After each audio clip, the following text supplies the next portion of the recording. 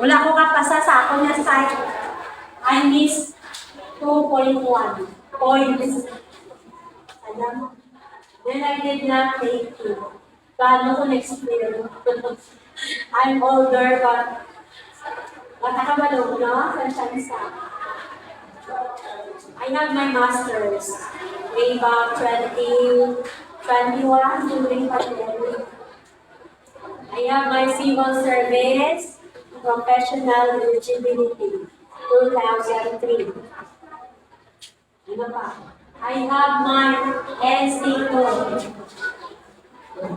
Sabi na ito, dahil lang mamasa. Hindi dali. Kailangan mamasa, hindi ako na kung sa kritik. Hindi. Amo galing na, no? Amo galing na mamasa. Sabi na ito, namaamo na ako sa mga laki. No? I also have my writing course. Ano pa pwede ito? Wala siya kamasa. Mas na kani doctorate, no?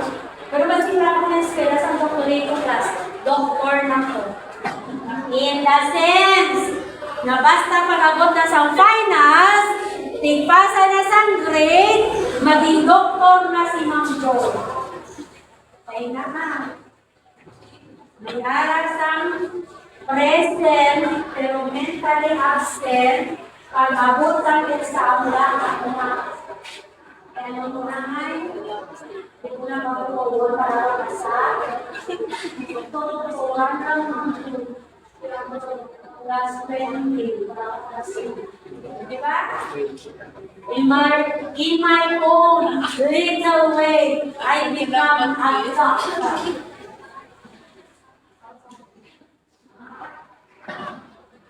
I have one husband. Program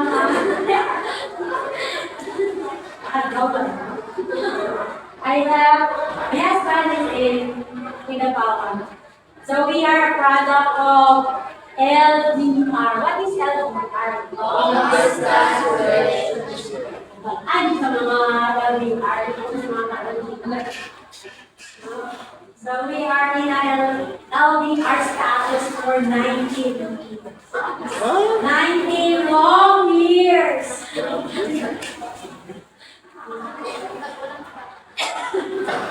You know what, class? My story is nice. Because my husband is my classmate in grade 6. Kaya sa mga wala ng view, may harap ka lang po nasa classmate lang.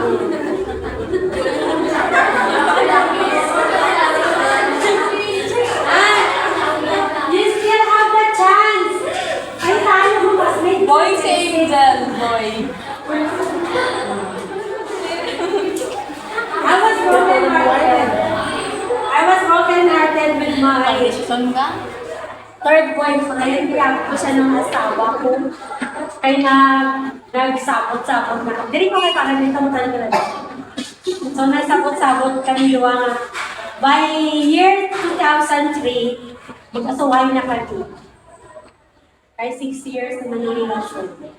So, pagka 2003, I was broken-hearted, pinagpagunting siya sa baba. End of the story. End of the story, why? No calls, no chats, no texts, no letter, goodbye. Here comes 2004.